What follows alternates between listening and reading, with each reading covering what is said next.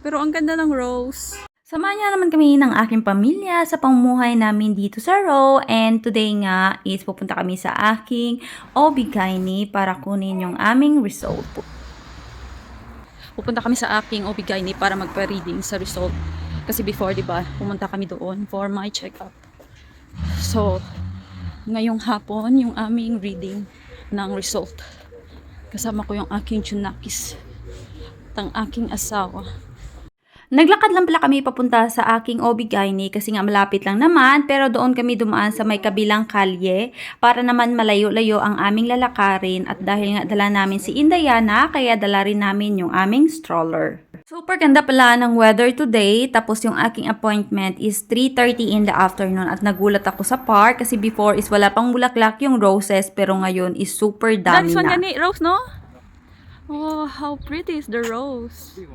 It's pretty. Nandun pala sa kulay mauve or violet yung aking OB-GYN. Yung asawa ko is nandun na. Pero ang ganda ng rose. From musika mamaya. From mamaya. Nandito na pala ako sa loob, pero hindi na sumama yung aking mag-ama. Umuwi na lang sila para kunin yung aming sasakyan at magkikita na lang kami doon sa my Chinese store. At super dami ng client ngayon ng aking doktor. Okay, what you mean? And now, nandito na ako sa labas and I already get my result for my previous test. And the result is doing good. I will go to Kines, to Chinese store. Another color of rose, galban or yellow. Di ba kagwapa? Isa man ini siya ka-park nga gusto-gusto ko kay damo diri mga bulak, especially roses. Ang Chinese store is malapit lang gid ini sa akon nga OB-GYN, which is matabo ka lang sa dalan. Tapos nagtanaw ako diri sa ilang nga stroller kung may ara sila nga folding nga stroller, kay ang amon na nga stroller nga ginagamit sa amon nga bata is hindi siya folding.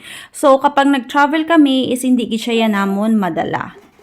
Pagkatapos ko turutan ako sang stroller, nagsaka ako diri sa ilang nga second floor kay mangita ako sang sandal para susukon ko sa amon bunyag. Dito ako sa loob ng store pero wala yung sandals na hinahanap ko, but I buy bra. Bra yung aking nabili kasi merong ka-size sa akin kasi ang aking Cocomelon is maliit. So, good thing kasi I find it here in the store. Nandito na ako sa labas ng store pero wala pa dito yung aking mag-ama.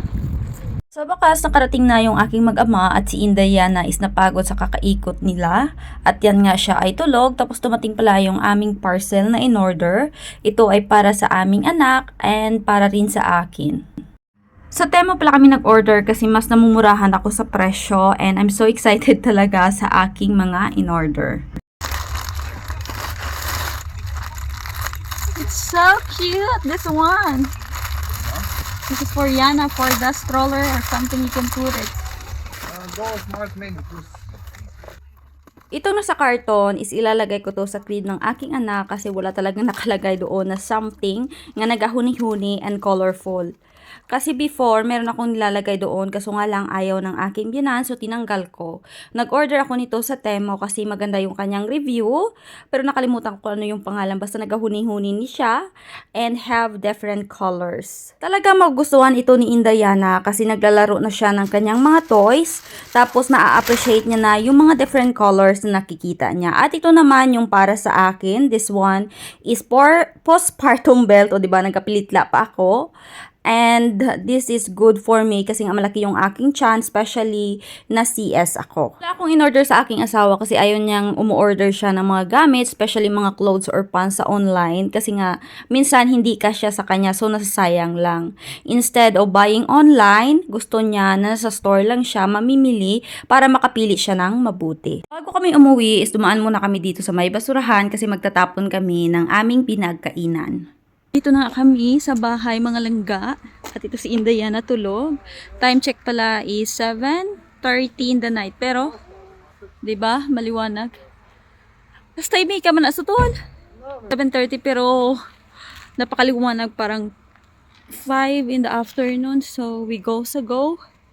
At malamig ang ihip ng hangin. Laribidere!